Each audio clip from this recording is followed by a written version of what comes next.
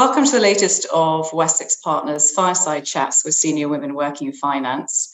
We're very lucky today to be joined by Amanda Pullinger, CEO of 100 Women in Finance. Hi, Amanda. Lovely to have you. Nice to see you and be part of this. No, it's a pleasure to have you. And actually, it's a great excuse to catch up, Amanda, because last time we spoke, or the first time we spoke actually, was 5-6 years ago now. And your organisation has grown quite enormously since we last caught up in terms of new geographies and also new areas of financial services that you've been penetrating over the last couple of years in particular. Yes, no, it's been a busy time. We certainly did not let a pandemic stop us from growing. So we saw some significant growth, as you said, both in geography, but also across different sectors of the finance industry.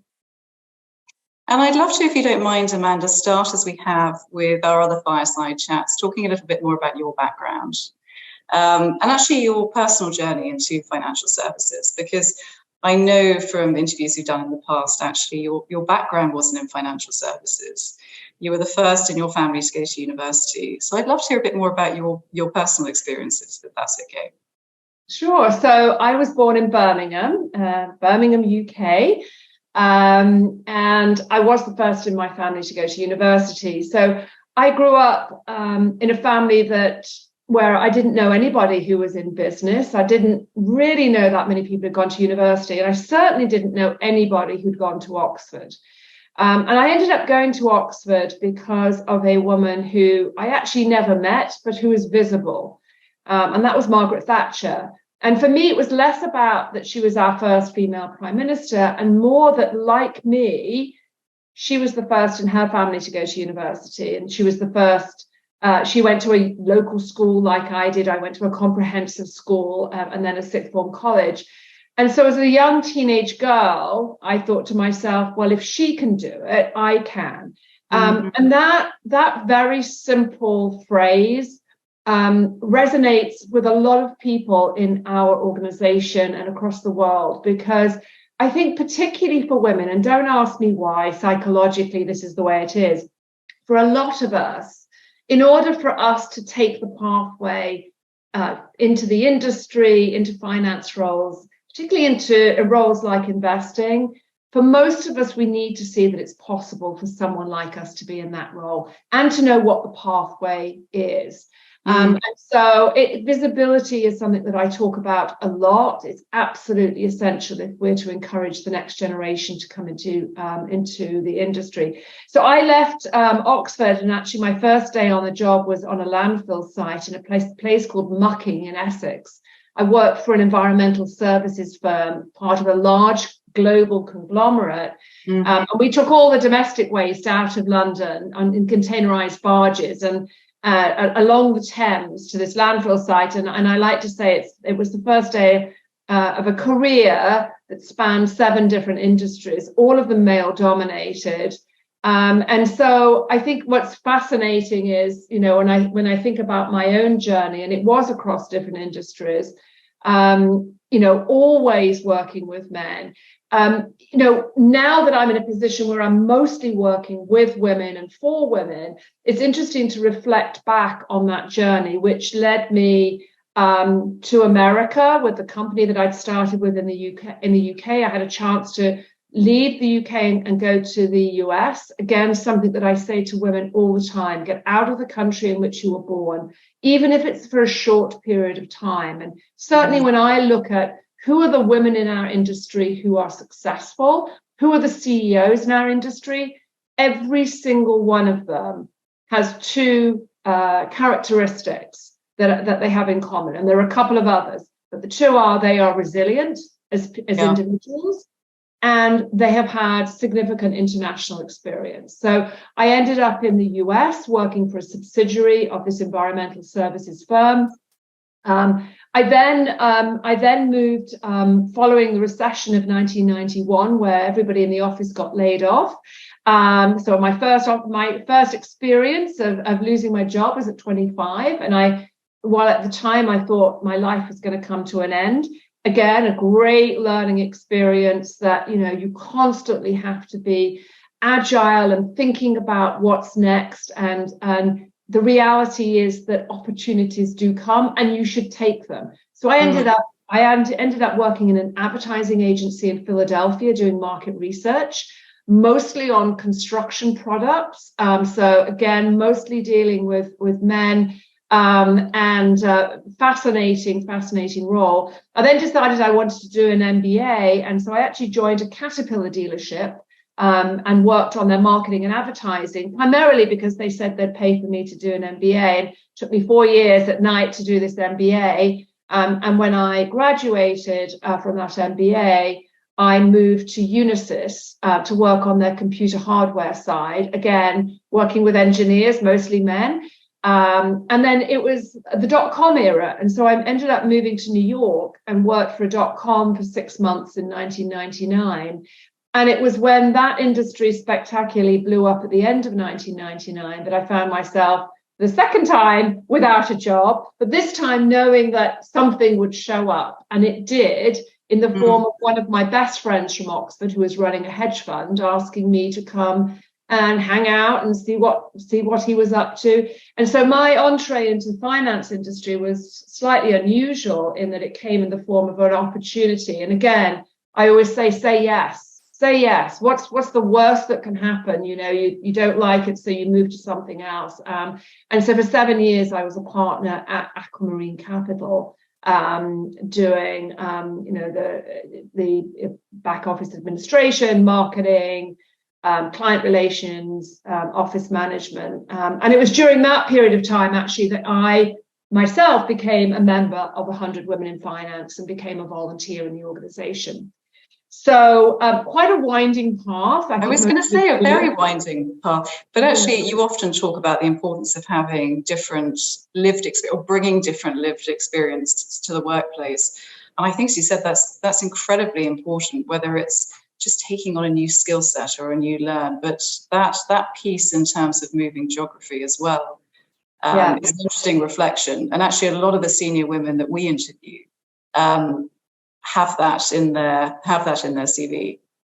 Yes, and I think it's interesting. Look, it's important for everybody in the finance industry to have it, because even whatever role you're in, understanding what is going on globally is critical in terms of your interaction with your clients, with your colleagues. But there's an added element for women. And my theory is that, and it comes from my own experience, when I was in the office in London, when I first started work, I was the only woman who wasn't a secretary in that office. And I was called the girl in the office. So I moved to the States, and when I would come back into that London office, I was now not called the girl in the office. I was the person who had international experience.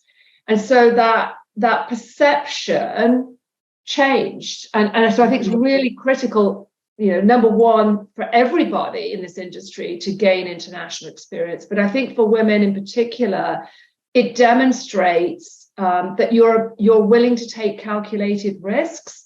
And so that changes the perception that others around you have of you. And I think it changes the perception you have of yourself as well. No, I totally agree. And you talked also about the importance of you talk a lot about the fact you had very supportive bosses that were largely male as you were going through your career path. And very often you were the only woman, as you said, in the team, sometimes in the business you worked in, I guess, as well, given it was construction at the time. But why is it we have so little representation of women, particularly in investment roles and at executive and board level? Why is this still an issue? Because when you look at the statistics, they haven't changed dramatically over the last 20, 30 years. No, and it's something that as an organization we're really focused on. So, we've been around for 20 years. We're now in 32 locations across 5 continents with over 27,000 individual members and thousands of firms working with us. And we celebrated our 20th anniversary a couple of years ago, and really reflected back on what we'd achieved, but really noticed that in certain areas of the industry, things have not changed. And you're right, in senior investment roles and in executive committee roles, very little has changed over the last 20, 30 years in terms of percentage of women in those roles. And we can debate all the reasons why. It's interesting. I was at a conference yesterday and I bumped into Helena Morrissey, and we were both talking about the fact that there's a lot of emphasis on measuring, what percentage and this and that and the other, but it's quite depressing to focus just on that. And I think we both agree that the data is the data. We need it to measure the progress, but actually we've got to focus on the solutions. And in my mind, whether it's an executive committee role or it's a senior investment role, the first issue is when you think about those roles as an individual, they tend to have a gender lens on them. And you tend to think of people in those roles as being men. And that's because it is men who are seen. It's not just that men are in greater numbers. They are disproportionately visible in public events, such as, being on a panel on a TV show or being at a conference on a stage. And so part of what we're really focused on is how do we create greater visibility for women who are in those senior investment roles, for women who are in those executive committee roles. And I can tell you that it's not always easy to persuade women to be on that stage, to be in front of a camera, but it's absolutely essential that they are, A, for themselves, because the perception of those around them, changes. Their colleagues' perception, like it or not, when you are on screen, when you are on a stage, people think you're smarter than you actually are. They see you as an expert. And that's one of the key pieces in an industry that is very snobby when it comes to, talent, etc., is we need to demonstrate that women are experts. And that also translates to the next generation, because if as a woman, I'm an analyst in an analyst role, and I can see that there are women in these really cool portfolio management roles and these deal-making roles, if I can see them, then I know that it's possible for me, and I can figure out what the pathway is. And so I think that's one of the key areas that we have to focus on is how do we create demographic change? We create it by changing the perception of what an expert looks like. And there are many ways we can do that. I was going to say, and playing devil's advocate, because I do have a strong view on this myself, as a firm that specializes in hiring senior women, quite often the response that we get from our clients is the pool of candidates isn't representative. Therefore, we can't make a diverse hire, and we can't hire a woman in particular into this seat. What would your response be to that? I think it's complete rubbish. Yes. There are fewer women in the category below, senior management. But every time I am deliberate about trying to find women, whether it's senior investment professionals, whether it's women who are in more junior portfolio management roles, I find them. It is actually not that difficult. One of the things that I was very focused on in terms of my own response to the George Floyd, event, Black Lives Matter, was to say, actually, I wanted to know more people, women particularly of color, in our industry. And so I was actually very deliberate on LinkedIn. I mean, we have LinkedIn, right, which is a really fantastic tool to find those individuals.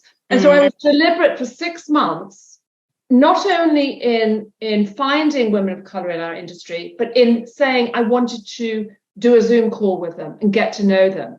And what was really interesting is after that 6 months, where I now know a whole bunch of women, no, not enough, but certainly, far more than zero women of color, talented women at different stages of their career in different roles. It made me realize that some of this is about us getting out of our comfort zone about us understanding that we've got to go into other networks. We've got to have a very open mindset. And there are plenty of talented women buried in organizations. And again, I'm not going to put this all on women, because it is the responsibility of those who are in senior roles in the organization to say, what are we missing here? And really digging into what is the talent that's in the organization. And one of the things that I say to men in the industry, I have a list of 10 ways that men can help move the needle for women in finance. And my number one ask is for men to be very deliberate about looking at their team and giving women on their teams opportunities to be visible.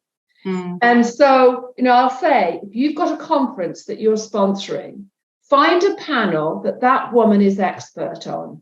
And if she's not comfortable, get her a communications coach, get her visibility. And I always say to her, not only will you never be disappointed by what you see, because women come to those kind of things very prepared, but also you will change your perspective on that woman will change. Because you will see her as an expert, you'll see her as potential talent. But very often, women don't put their hand up for those opportunities. And so I believe, I'm not saying there are enough, but I do believe that companies can do a lot more about being deliberate about looking for that talent. And the other thing is that, everyone's going on about, can't we need more female portfolio managers? One of the things that I've always said is, let's be creative about it, right? I truly believe that there are a whole bunch of potential senior portfolio managers who started as analysts and ended up in the investor relations department or ended up in business development, areas where there are more women that are visible. Yes. I actually think there's an enormous potential in the industry to bring those women that are interested back on track to become portfolio manager. And yes, it's going to take some investment. It's going to take some time. It's going to take some sponsorship of those senior investment professionals to make sure that those women are feeling like they're supported. But actually, if you think about it, who better to be talking to clients than someone who's actually worked with clients? We all know, very often portfolio managers are not the best at communicating. And so thinking creatively. So in answer to your question, I think it's a very lazy view to say the talent doesn't exist. It does exist, but it's going to have to be, it's not going to come about in the traditional way. And so I think we just need to make some effort, think outside the box, and take time. And take time as well, because I think that's also the issue. When people want to hire, they want to hire in that seat straight away. That's what we quite often find. And as you said, there are some wonderful pools of talent if you're thoughtful and start thinking about actually what's the skill set I'm looking for. And there absolutely is the skill set, as you said, out there.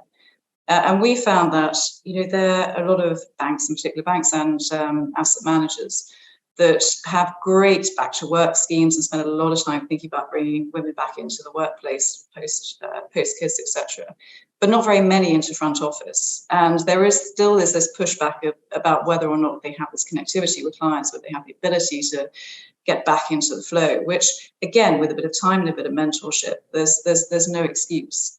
But unfortunately, when people are looking to hire, they're looking for an immediate impact without thinking actually, who is the right person in this role? It's not even the medium term, it's just with a short amount of investment. Yeah, no, I completely agree. It's one of the reasons when we set our vision 30 by 40, which is by 2040, we want to see 30% of senior investment professionals be women and 30% of the executive committee roles. We wanted it to be 20 years. And a lot of people said, but shouldn't it happen sooner? And I said, well, actually, it's the long-term view that's going to get us there, because to your point, things are not going to happen overnight. We've got to be long-term minded. We've got to be thinking about what is the pathway there. And to some extent, we need some time to change those perceptions. What I would say is encouraging on the executive committee front is some of these new roles head of sustainability, ESG functions, innovation. What's really exciting about those roles is because they don't have a gender associated with them, we are seeing a lot more women in those roles.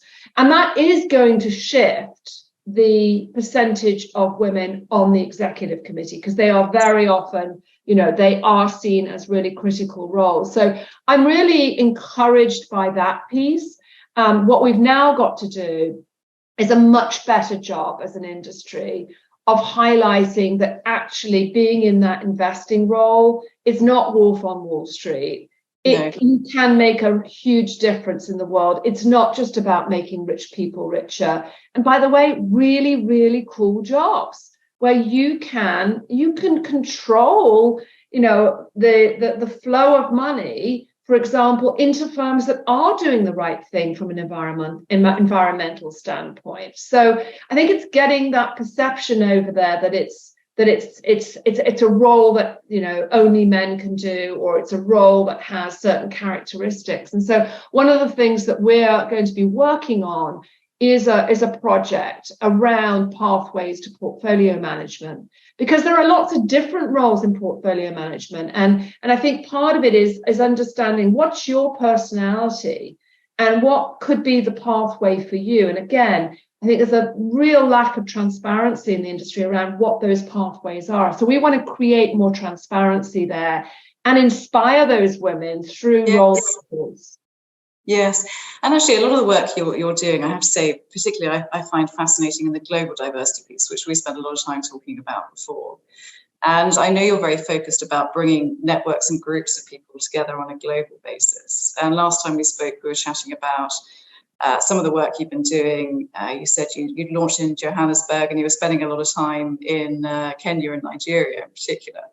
And I think I, like others, very surprised when I heard the statistics about representation of women in those geographies versus more developed geographies. Yes, so it's really interesting. I mean, I spend a lot of time traveling globally, and the question that I often get asked as I travel is, so how are we doing, whatever geography I'm in, how are we doing compared with others? Are there differences regionally? And my answer often surprises them. What's really fascinating is that the worst geographies within our current network that I've observed for professional women in our industry are actually Germany and Switzerland. And people are shocked by that, because I think I was incredibly surprised. I was incredibly surprised when you said that. And so it's not that those aren't perfectly nice countries to live, but there are certain social norms in parts of particularly mainland Europe that are very, very traditional. And those social norms impact on human behavior. So, for example, in Switzerland, children go home from school for lunch every day. There's a day off in the week. Well, that all sounds really nice, right? How wonderful to have this balance. But if you are a professional woman and, your husband is working, you're working, trying to balance that out, even with obviously with help, which is obviously very expensive in those locations, is a real challenge. And it's not just the physical, how do we get everything done? It's also the stigma. And so there's huge stigma in those societies among in the communities in which women are living around highly educated women who have families working. And that translates into all sorts of challenges for women who are trying to do both roles. And I often say it's a double whammy, that you're often the only woman around the table at work, and then you go back into your community and you're the only one working. And that is really challenging. Now, I'm not saying it's impossible, but it is something we don't talk about enough, is that social stigma. Now, I'm not going to change the way that those communities think about how they deal with school and lunchtime breaks and all that kind of stuff. What I can change is the perception of a woman who's in that double whammy situation in terms of can she get through it? Can she succeed? And that's by introducing her to others who are like-minded. Yes. And I've seen it all over the world that, it's a corny saying, a problem shared is a problem halved. If you're in that situation and you've had an experience where you felt, oh my gosh, I'm a bad mother, a bad employee, right? I've seen it so many times that 100 Women members will go home, get on the phone, or even better, go for a drink with another member who's gone through a similar experience, and they can laugh about it. It's that sense of, I'm not this crazy, different person. I'm not this bad mother, etc. So it's really interesting. And I contrast that to Nigeria. And I was in Nigeria a couple of weeks ago where we officially launched a new location. I got to ring a gong at the Nigerian Stock Exchange. And the percentage of women in Nigeria in senior roles is significantly higher than Europe or the US. Certainly more than 30% of senior professionals in the industry, and interestingly, percentage of chairs of boards of financial institutions in Nigeria, significant percentage are women. And I asked Ireti Samuel Ogbu, who's the CEO of Citi in Nigeria, what's going on here? Like I came to Nigeria assuming that that this was that women were under the thumb and all the different connotations you have. And she said what's interesting culturally is that it is acceptable socially for a woman to take an international assignment, to leave her husband in Nigeria, as long as she takes the kids with her, puts them into boarding school in the UK. And I just thought, wow, so interesting. So there's no social stigma around that. And so that's part of what's going on in terms of facilitating things. Again, we can't necessarily control the different social environments, but I do think it's important we have a conversation about those things. And it's a tricky conversation. But I think it comes back to, let's just be really careful in our communities that we're not creating these stigmas that are actually going to hold women back from meeting their own potential. Yes. And actually, you were saying before, the Central Bank of Nigeria was actually very supportive and very vocal, has been very vocal in the last 10 years about promoting women into those positions as well, which is interesting. Yes, yeah. I mean, the role of men in our progress is going to be absolutely critical. Not only because men hold the power, and men hold in many cases, men are the entrepreneurs who are running the private equity, hedge funds, etc. But also because, how men act, and it starts with fathers. Fathers have an incredibly powerful effect on what their daughters end up doing. It's another conversation that I always ask senior women, tell me about your early days. And it's not everybody, but the vast majority will say, my father told me I could be whatever I wanted to be. And that is not an insignificant thing to be told as a young woman, that you can go wherever you want to go, you can be whatever you want to be. And so I kind of say to men, you have a significant role from those early stages of just making that statement that you can be whatever you want to be, all the way through sponsoring women in the workplace. I know it's a very tricky area. Post Me Too, it's been a lot of backlash around it, but it's still really critical that women can have those conversations.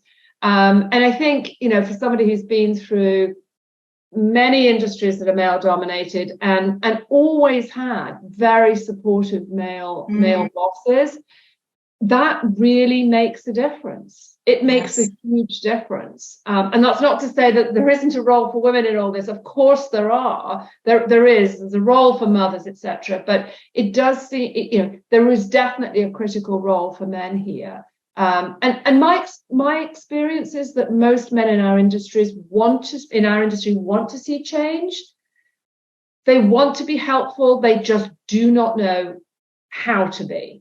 Yeah, and so a lot of what we're trying to do is to figure out how can we include men in the conversation? How can we ensure that they understand what's going on culturally? In the town halls that I've done around the world recently, I've said, most of the time we love hanging out with guys, right? We love working with men. That's it's part of our industry, and the vast majority of men are great to work with. But there are moments where it's very nice as a woman just to have a conversation with someone who gets you and without whom you don't have to use a sports analogy. And I've said this around the world, and the women laugh and the men say, "Is that what we do?" And I'll say, "Yes." And there's nothing wrong with it. It's just that each of us has to find our people. At moments, and it is just moments. It is not all the time. It's in those moments where we're feeling challenged, where we're feeling perhaps that there's an opportunity and we don't, could we do this? Could we not do that? We want to talk to someone in a safe place where we can have a conversation with someone who just gets us. So I think men play a really critical part. And it's not just it's a question of diversity broadly, right? It's of course the idea, and I know your organisation, although you're very focused on women, is actually focused on creating an equitable working environment. And the reality is, women are not in a minority, so this should, in theory, be an easier part of the equation to fix. It's more about, as you said, finding your people, and actually men and women can be a great part of that. And you mentioned Helena Morrissey earlier, but she's done a great job in terms of board representation, and part of that has really been through engagement of senior men in that position. And I know that you yourself, I believe, have one or two men on your own board that are very important. We do, and I think it's really important. I mean, if diversity matters, and I'm thinking of it in terms of bringing a different voice, a different perspective to the table when I think about diversity.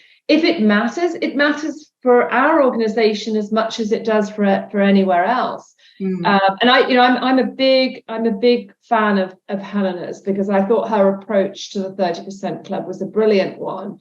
In the early stages, she very deliberately found men who cared about diversity, who demonstrated that they had put in place diverse boards. She had those men evangelizing, and I remember her telling me that it became kind of a funny situation, that it was the men saying to other men, "Well, guess what? I've got X percentage of women on my board. How many do you have?" And it became this interesting kind of friendly competition amongst men. But I thought that was a very brilliant approach, because,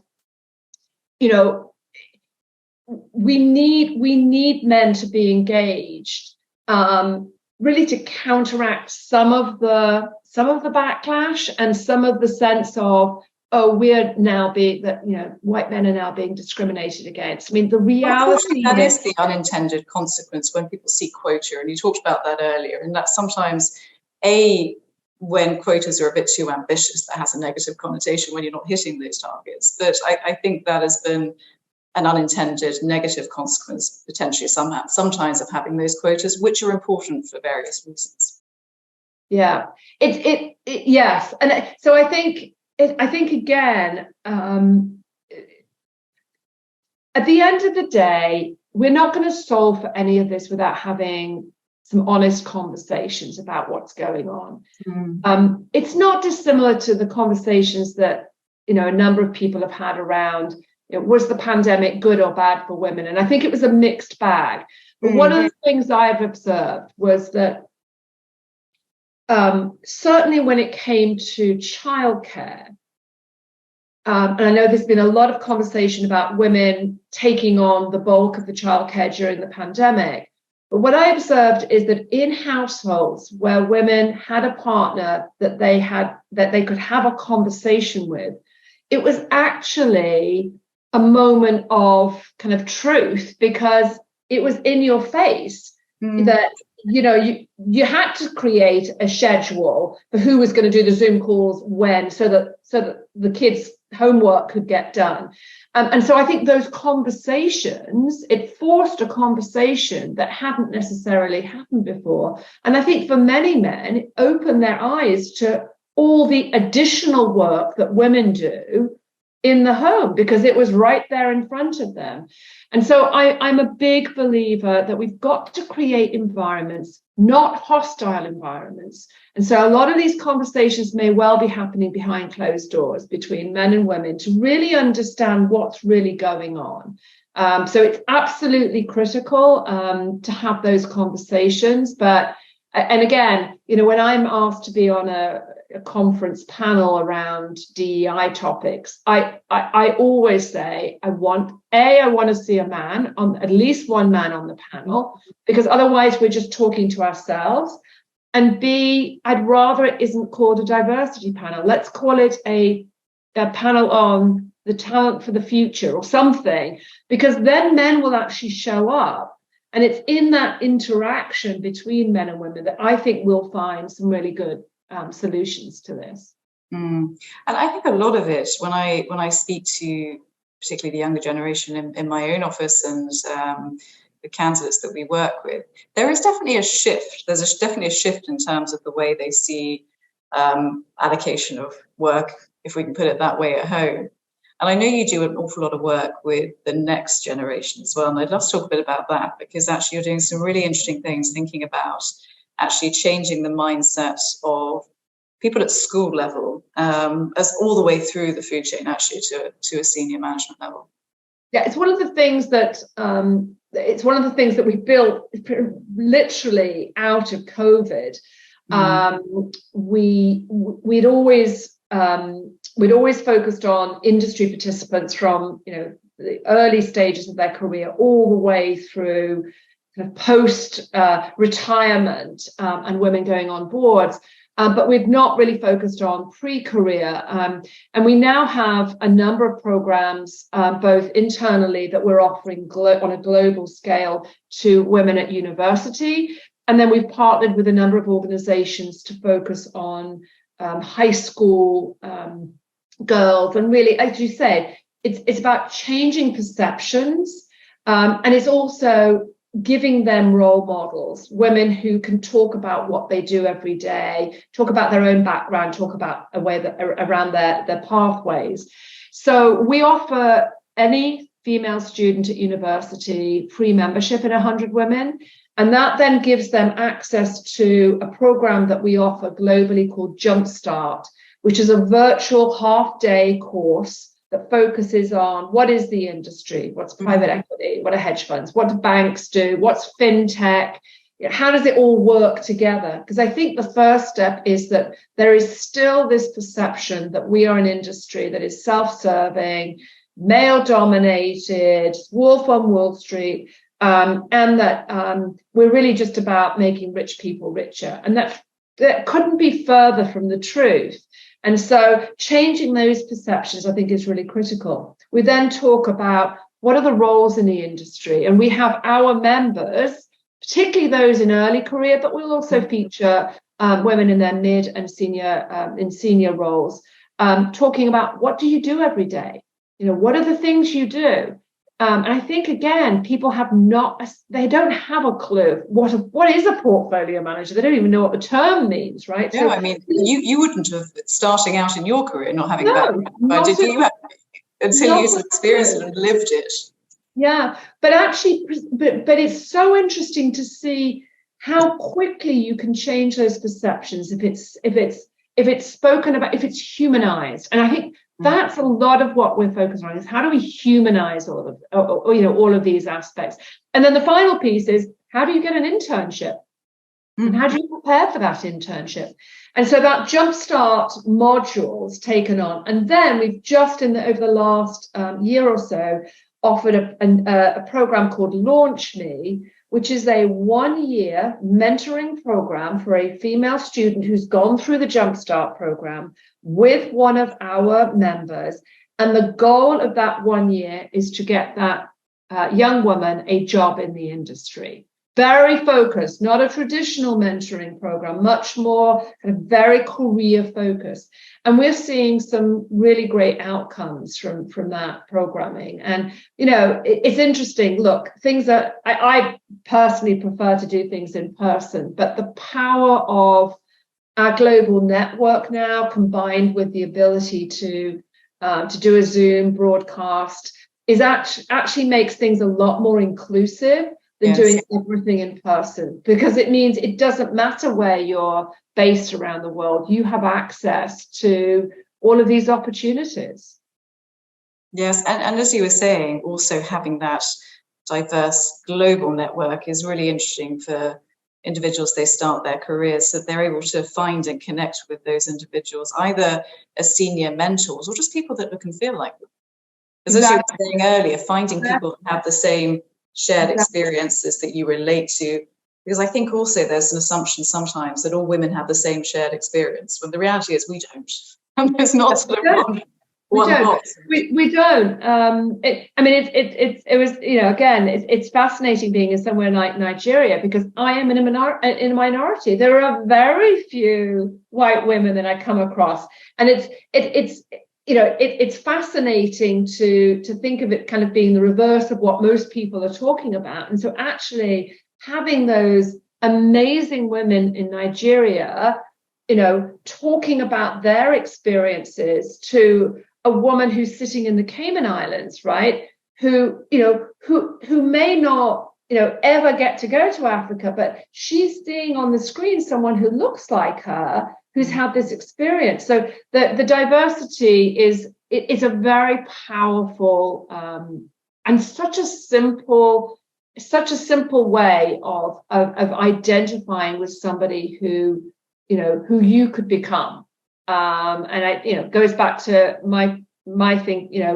People look at me and assume that I came from privilege, right? And of course, privilege is relative.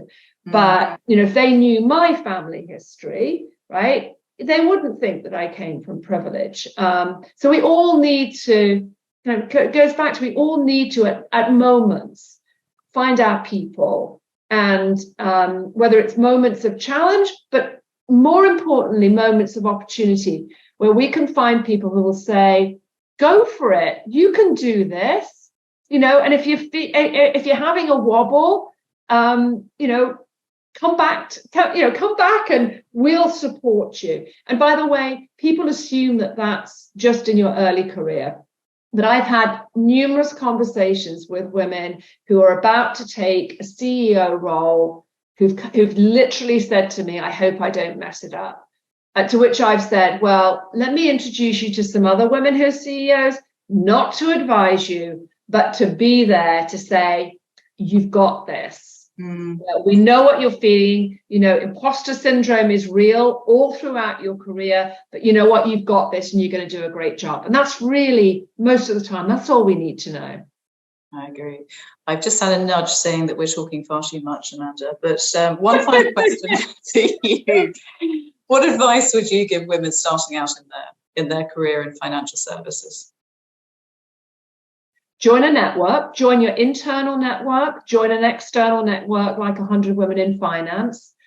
Attend everything, attend topics on, get yourself immersed in the different aspects of what's going on in the industry, and set up coffee chats with people who are in different roles, men or women, at your firm, outside of your firm, because it really is a fantastically dynamic industry. I think, for many of us, we think, oh, it's a straight line. It's not a straight line. There is no ladder, and I don't believe in this life. But finding out what other people are doing and the roles that they play, I think is a really great way to do this. And finally, I heard this expression from somebody else, and I use it a lot. learn to use a compass, not a map, right? This is a journey, and it's a winding path for most people, whether people say it or not. It is a winding path. So figuring out, what are the tools that you need to be adaptable, and going and finding those people to go along that journey with you, right? A map is, I know as women, we want that plan, but you know what? Things change. And so we've got to be adaptable, and finding your people to go along that journey is really part of enabling you to get the most out of your journey and find the destination that ultimately is the right one for you. And resilience, you were saying earlier on, it's important as a leader, but resilience doesn't mean just banging your head and staring in one direction and carrying on, putting one step in front of the other. Sometimes it's looking at and just seeing other opportunities around you as they arise, rather. Yeah. But look, it's been a pleasure having you, Amanda. Thank you very much for joining us. You're welcome. Thank you. So take care.